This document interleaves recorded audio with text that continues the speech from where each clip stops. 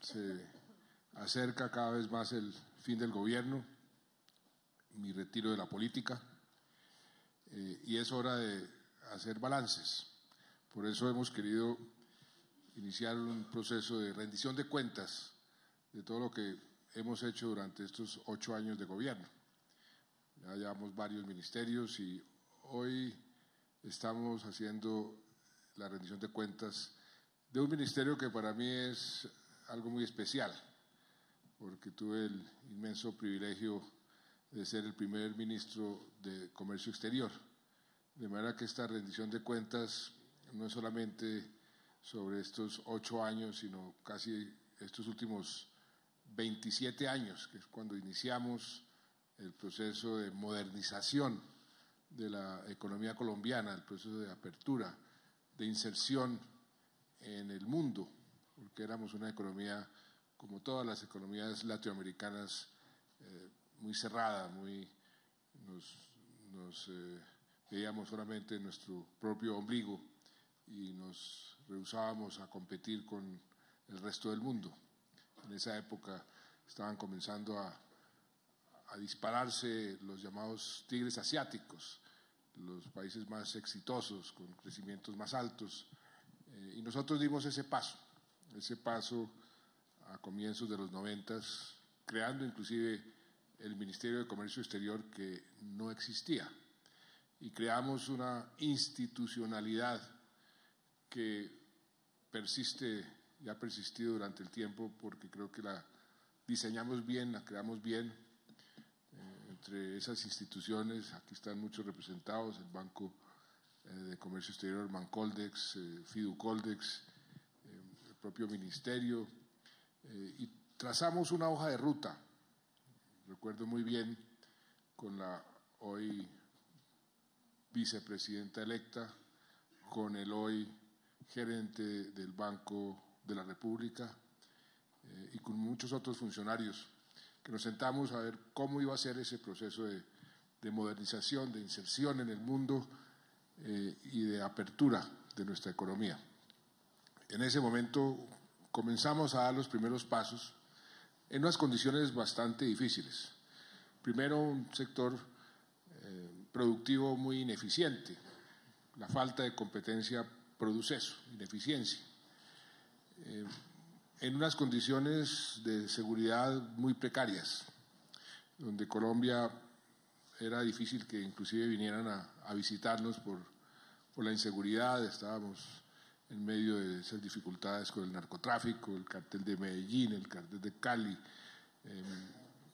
Una tercera parte del país la controlaba la guerrilla, otra tercera parte del país la controlaban los paramilitares, y eran situaciones bastante precarias. Y recuerdo muy bien esta anécdota, la he repetido muchas veces, que nos fuimos con el entonces ministro de Hacienda, Rudy Gómez, a Nueva York a tratar de vender el país para atraer inversión.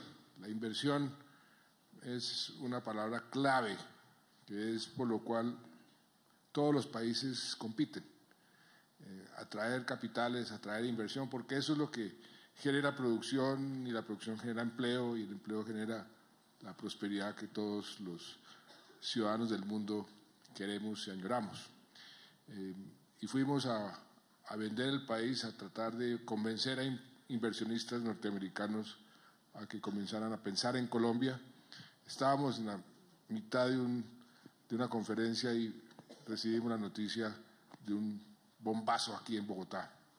Y un presidente de una empresa norteamericana se nos acercó después y nos dijo: mire, la verdad es que para que ustedes piensen en realmente atraer inversión, ustedes tienen que acabar con esa violencia, esa guerra que tienen en Colombia. Eso a mí me quedó muy marcado. Sin embargo, continuamos en ese proceso, iniciamos los primeros acuerdos de libre comercio, negociamos el primer acuerdo con Venezuela, el segundo acuerdo con Ecuador dentro del paraguas de la CAN, de la Comunidad Andina de Naciones, que la transformamos del Pacto Andino a la Comunidad Andina de Naciones.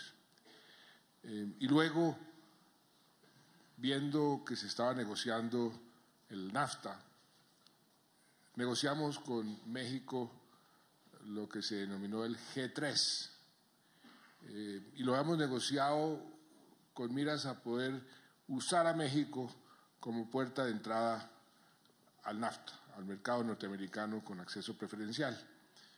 Recuerdan muchos de ustedes que en esa época nosotros exportábamos café, por supuesto, banano, flores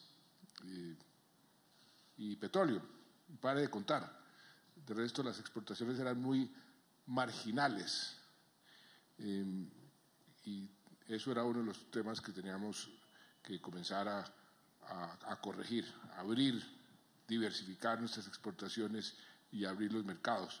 Y nos trazamos una hoja de ruta, donde por supuesto estaba el principal mercado para nosotros, Estados Unidos, estaba Europa, estaba el Asia. Nos fuimos a la primera misión empresarial al Asia, fuimos al Japón, fuimos a China, fuimos a Corea del Sur, a ver cómo podíamos comenzar a tener relaciones comerciales y abrir mercados en esa región del mundo que ya se perfilaba como la región con mayor potencial, con mayor crecimiento en el mundo entero. Y dejamos esas instituciones que iban a soportar ese proceso bien diseñadas y bien conformadas. Yo recuerdo que la creación de estas instituciones fue un verdadero ejercicio de meritocracia. Todos y cada uno de los funcionarios del Ministerio de Comercio Exterior fueron escogidos por unas firmas especializadas. Me hacían debates en el Congreso porque decían que yo les exigía a todos los funcionarios del Ministerio hablar ruso, francés, chino, entonces simplemente porque no accedía a las presiones políticas, y creamos un ministerio moderno, con una estructura muy horizontal, muy diferente a los demás ministerios, con esas estructuras tradicionales verticales, trabajo en equipo, y con algo muy importante que afortunadamente se ha mantenido: el sector privado. Le dimos un espacio muy especial, y la concertación con los gremios. Muchos de los que aquí están presentes recordarán, fue algo que le dimos una gran importancia porque yo venía de un gremio. Mi carrera profesional la inicié en la Federación de Cafeteros. Allá la concertación era obligatoria por ley, pero me di cuenta lo importante que era tomar muchas de las decisiones en forma concertada, sector privado y sector público. Y además, si nos íbamos a abrir al mundo, teníamos que dejar atrás esa especie de antagonismo natural que existía entre los funcionarios y los empleados del sector privado. Había una especie de competencia del funcionario a ver cómo controlaba al sector privado, y el sector privado cómo se defendía del Estado, de los funcionarios. Y recuerdo muy bien cómo dijimos en muchas oportunidades, eso hay que romperlo. Ahora todos estamos tratando de meter goles en la misma portería y en la misma dirección. Tenemos que trabajar juntos, sector privado y sector público, para hacer el país más competitivo. Vamos a competir con el resto del mundo, y por eso tenemos que dejar atrás ese antagonismo cultural que existía entre el sector público y el sector privado, y por eso le dimos un espacio muy amplio al sector privado en muchas de las instancias, en Bancoldex, buena parte de las juntas directivas. El sector privado tiene asiento, el Consejo Superior de Comercio Exterior, y esa permanente comunicación. Eso, hagan memoria muchos de ustedes lo que era el país en ese momento. Después pasó el tiempo, los presidentes que llegaron y los ministros que llegaron después, todos avanzaron más o menos en esa dirección, unos más que otros, con ciertas dificultades, pero avanzaron. Y llegamos pues al año 2010. Hicimos una evaluación. Bueno, ¿en dónde estamos en esa hoja de ruta? teníamos todavía unos cuellos de botella y muy engendrados en el país que impedían que realmente ese potencial que tiene Colombia se pudiera liberar y que representaban obstáculos para esa modernización de nuestro país. Ahí estaba todavía la violencia, el conflicto armado. Todavía esa frase del empresario norteamericano de que ustedes, mientras no tengan paz, no van a poder realmente atraer inversión. Eso estaba presente. Teníamos también problemas de continuar esa hoja de ruta de tener mejor acceso a los mercados internacionales porque nos tenían bloqueados los tratados de libre comercio con Estados Unidos, nos tenían bloqueados los tratados de libre comercio con Europa. Los parlamentos se rehusaban a aprobarlos por diferentes circunstancias, problemas que teníamos en Colombia en materia de derechos humanos, en materia de credibilidad.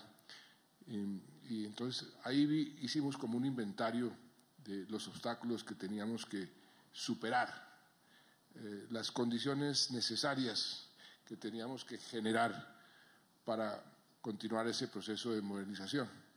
Y ahí también fue cuando tomamos la decisión, en ese momento de ese análisis, pensemos en grande, pensemos que vamos a tratar de superar estos obstáculos, pero no solamente vamos a superarlos, sino vamos a sembrar unas semillas más fuertes. Lo hicimos a principios de los 90, cuando comenzamos a tratar de compararnos con los mejores. Si nos seguíamos comparando con la región, con nuestros vecinos, con Centroamérica, pues no íbamos a progresar al ritmo que quisiéramos. ¿Por qué no nos comparamos con los mejores del mundo? Ahí fue cuando fuimos por primera vez a Davos y me acuerdo que le pedí al director de Davos, al presidente de Davos, que nos incluyera a los colombianos entre la lista de países que iban a hacer las comparaciones con el resto del mundo en los diferentes temas, en los diferentes sectores que tanto le importaban a los inversionistas internacionales. Y ahí comenzamos nosotros a aparecer en los estudios de competitividad que hace el Foro Económico Mundial. En ese momento estaban unidos el Foro Económico Mundial y el otro grupo o el otro estudio que hace la Universidad del IMED en Ginebra. Trajimos con el doctor Luis Alberto Moreno, en ese momento ministro de Desarrollo, por primera vez al profesor Porter, a que nos hablara de la competitividad, su teoría de los clústeres. Entonces, eso lo trasladamos al año 2010 y vamos a hacer este tipo de ejercicios, pero pensemos en grande. Fue cuando dijimos, vamos a entrar a la OCDE. Ese es un paso importantísimo que representa realmente, yo digo que es como graduarse de la mejor universidad, pero con la condición de que hay que seguir estudiando, hay que mantener buenas calificaciones por el resto de la vida hasta el final. Eso es lo que la OCDE nos iba a imponer, unas mejores políticas públicas, estarnos comparando con los mejores y un permanente monitoreo, una permanente veeduría de la calidad de nuestras políticas públicas, y eso es lo que más puede apreciar cualquier inversionista, cualquier empresario.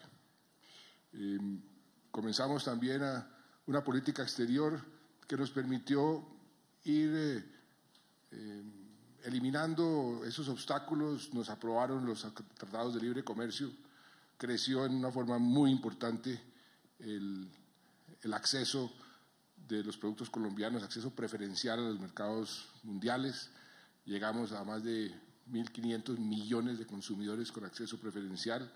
El número de acuerdos comerciales se multiplicó y en eso, pues entonces comenzó el proceso que todavía está y que debe continuarse, porque hasta ahora yo diría que comenzando realmente a aprovechar ese acceso preferencial en esos mercados.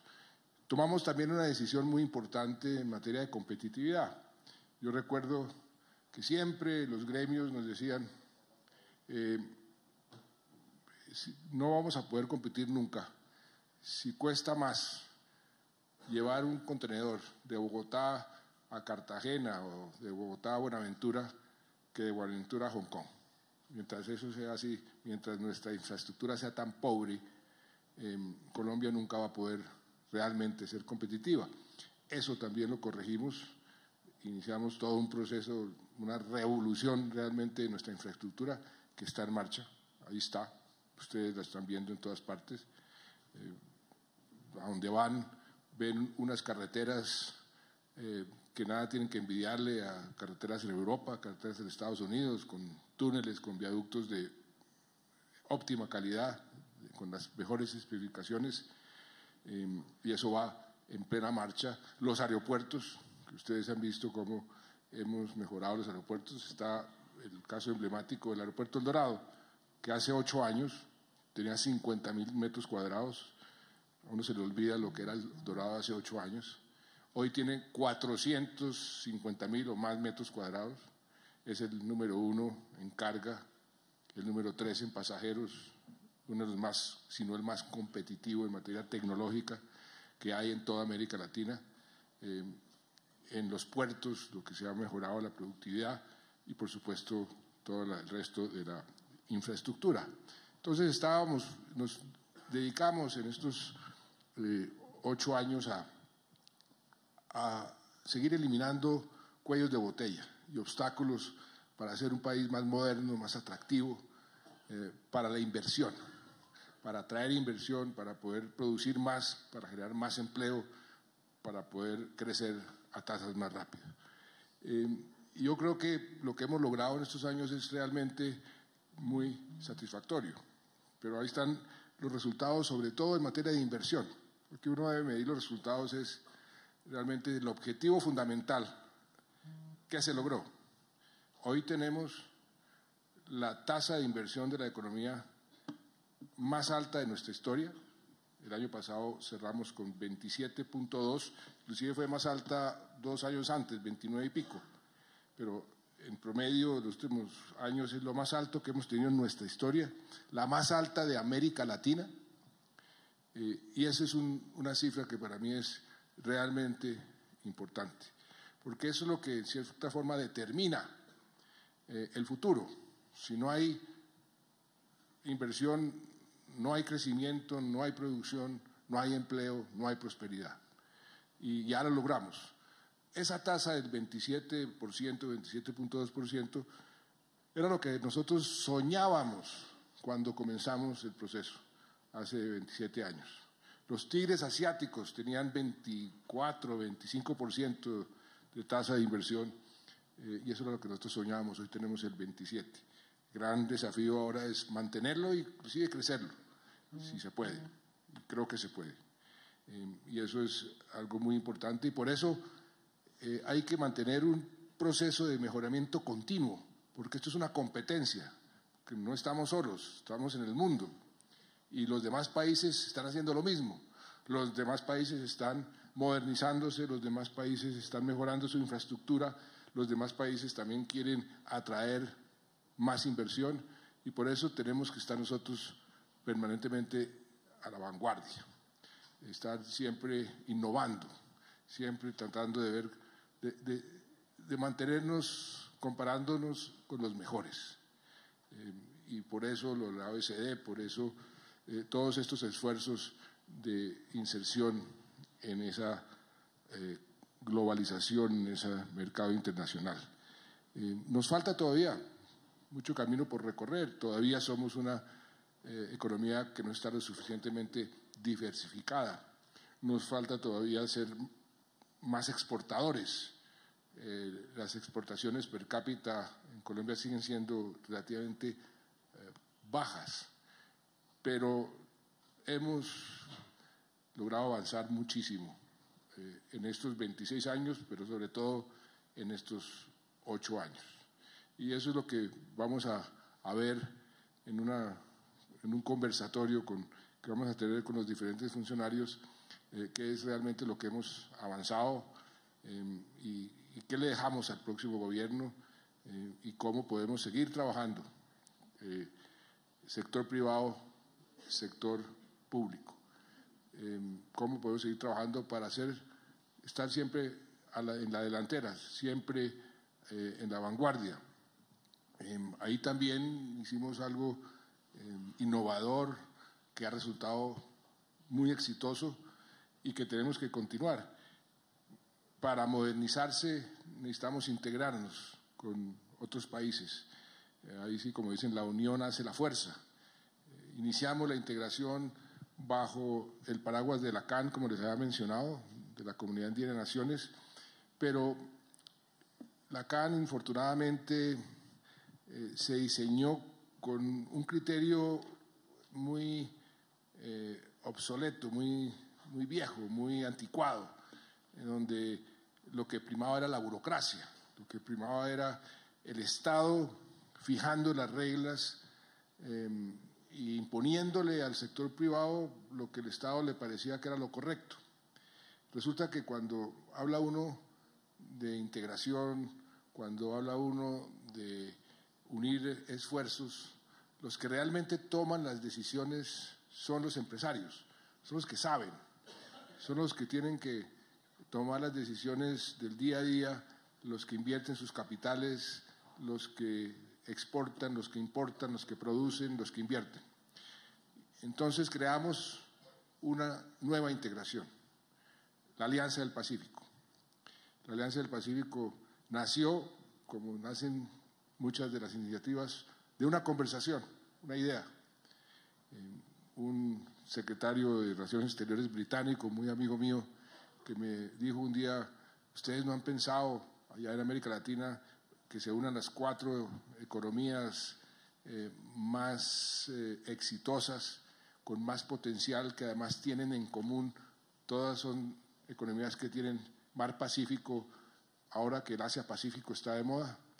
A mí me quedó sonando la idea, me faltó capacidad de ejecución innovadora, porque me quedé con la idea y se la transmití meses más tarde al presidente del Perú entonces, Alan García, y él sí fue mucho más ejecutivo que yo, e inmediatamente me dijo qué maravilla de idea. Le escribió al presidente Piñera, al presidente Calderón, yo estaba con él, y así nació la Alianza del Pacífico, que hoy podemos decir con mucho orgullo que es el proceso de integración más exitoso que ha tenido América Latina en su historia. Tiene ya 58 observadores, porque todos ven estos 4 países que unidos representan entre la 7ª y la 8ª economía del mundo, un área con un enorme potencial en todo sentido, pero sobre todo en lo más importante que tiene el mundo, en materia energética, en materia de agua, en materia de biodiversidad, en materia de producción de alimentos. Y son economías que están en el continente del futuro. Hemos estado siempre en el continente del futuro hace tanto tiempo, pero ese es otro gran reto que nos queda, de convertir a América Latina no en el continente del futuro, sino en el continente del presente. Pero a través de la Alianza del Pacífico y de ese tipo de iniciativas, creo que se va a lograr. Realmente lo que se ha hecho y lo que ha hecho en la Alianza ha sido muy importante, y la clave ha sido darle al sector privado el protagonismo que tiene que tener en estos procesos, que el sector privado sugiera, que el sector privado proponga, y los estados vamos como facilitando en lugar de imponiendo, vamos remando y vamos atendiendo las necesidades del sector privado, que es el que verdaderamente hace la integración, y eso lo vamos a mantener. Ahora estamos a puertas de tener la última cumbre en la que yo voy a asistir como presidente. Somos presidente pro tempore en México. Ahí ya vamos a definir cómo es que vamos a seguir creciendo. Ya tomamos la decisión porque estábamos en esa especie de discusión existencial. ¿Qué somos y qué queremos ser? ¿Vamos a mantener los 4 países como solamente 4 países o vamos a ampliar la Alianza del Pacífico o qué vamos a hacer? Decidimos algo que yo creo que es lo conveniente, lo propusimos nosotros. Mantengamos la exclusividad de los 4 países, pero escojamos diferentes tipos de asociaciones con otros países, de acuerdo a nuestras propias necesidades y a nuestras propias conveniencias. Y eso fue lo que se aceptó.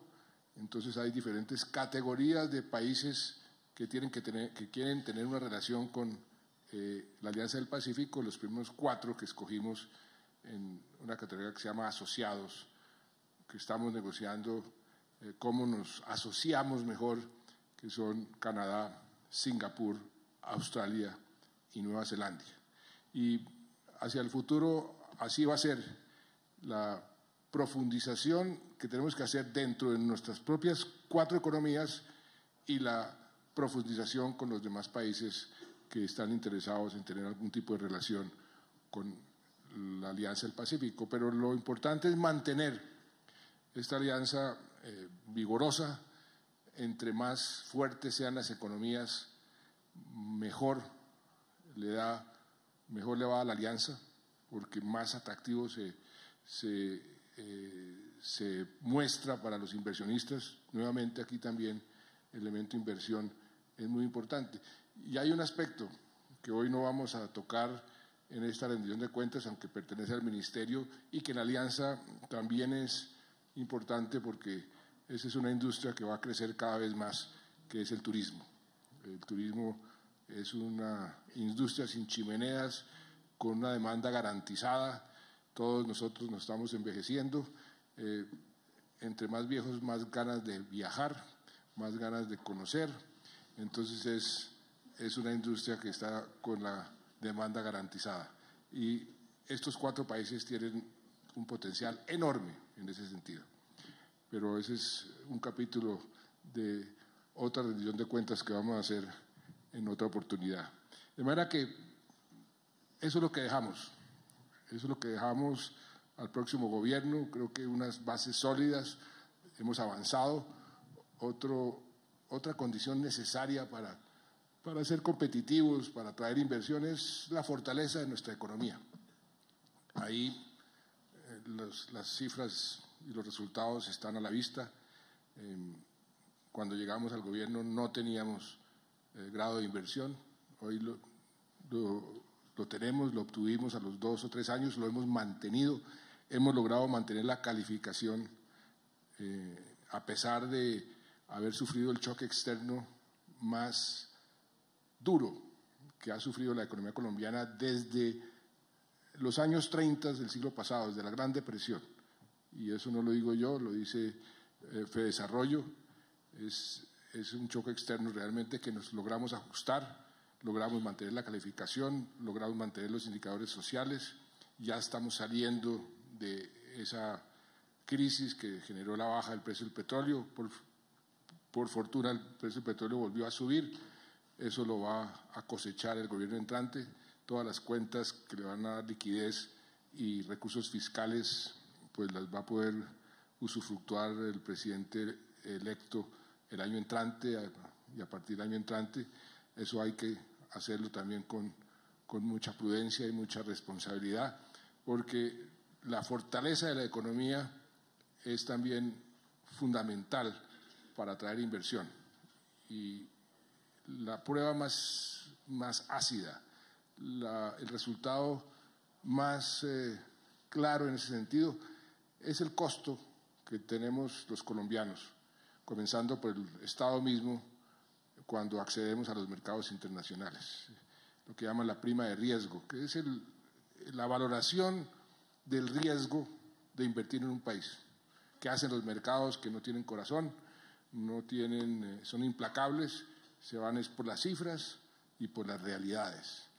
Y en este momento tenemos un acceso privilegiado a un costo Para darles una idea, cuando hicimos una emisión de bonos hace 8 años, el costo era cercano al 10%, 10 y pico por ciento. Logramos tener emisiones de bonos por debajo del 3%, 2 y pico por ciento.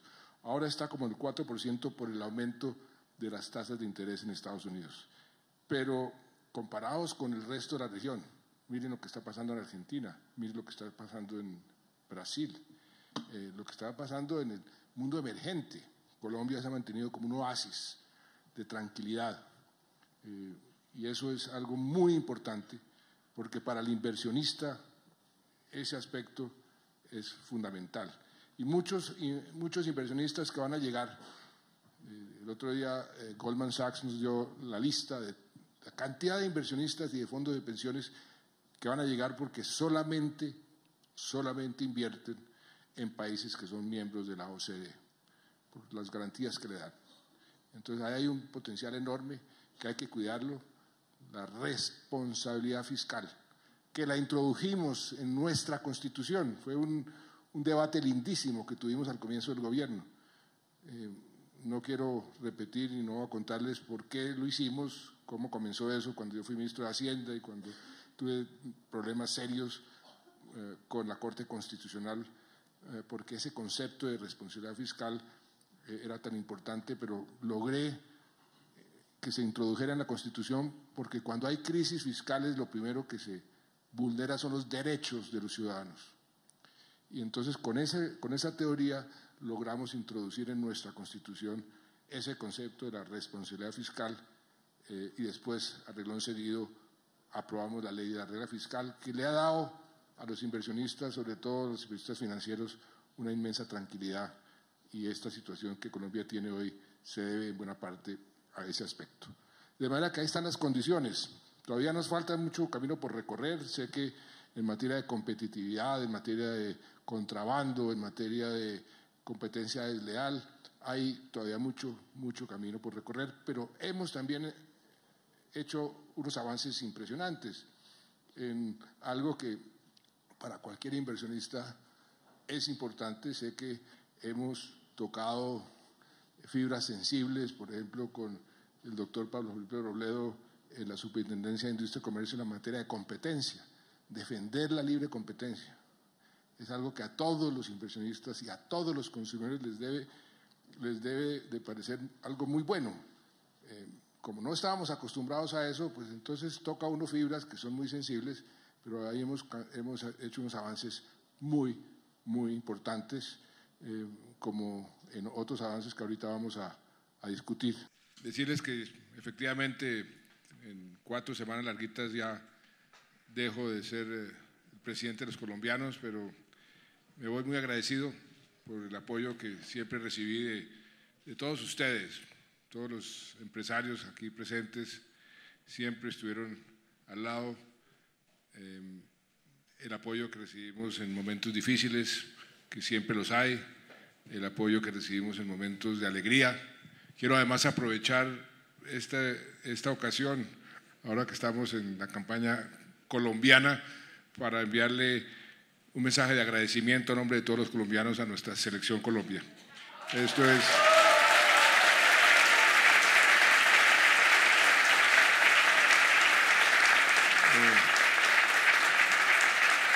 Eso, lo que representa la selección y los sentimientos que despierta la selección, es lo que este país necesita. Necesita menos polarización, dejar atrás los odios, dejar atrás la sed de venganza, dejar atrás los prejuicios y encontrar comunes denominadores, encontrar causas que nos unan a todos. Este país es un país maravilloso. Cuando queremos hacer las cosas podemos, si nos juntamos, si nos unimos. Si nos dividimos, si seguimos peleando, si seguimos polarizados, eso estanca.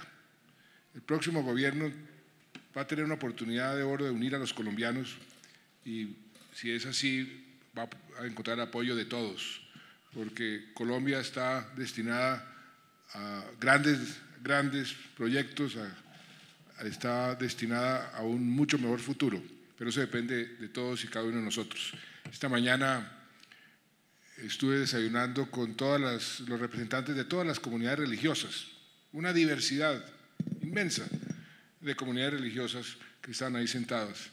Y les dije, ustedes tienen un papel muy importante, porque la paz, como se acaba de decir, no es por decretos, no es por leyes ni por normas. La paz nace en nuestros corazones, en el alma de todos y cada uno de los colombianos. Eso requiere liderazgo espiritual. Les pedí a todos los voceros de las religiones en Colombia, porque hoy es el día de la libertad de cultos y libertad de religiones en Colombia, el 4 de julio, que lideraran ese proceso de construcción de paz. Y a ustedes, los empresarios, también les digo, este país necesita una palabra que la repetían desde los clásicos, Aristóteles, Platón, Sócrates, el propio primer presidente de la gran democracia moderna del mundo, Estados Unidos, en su carta de despedida decía: lo que requiere la democracia es moderación, rechazar los extremos, rechazar los prejuicios, unirnos. Eso es lo que requiere este país. Yo espero que unidos podamos seguir progresando. Hoy le hicimos un pequeño balance sobre el progreso de un sector para mí muy cercano a mi corazón, porque ahí comencé mi vida pública, pero un sector fundamental para la prosperidad de los colombianos, y espero que siga construyéndose sobre lo construido. Eso también depende mucho de ustedes. Les agradezco mucho. Que Dios los bendiga. Gracias.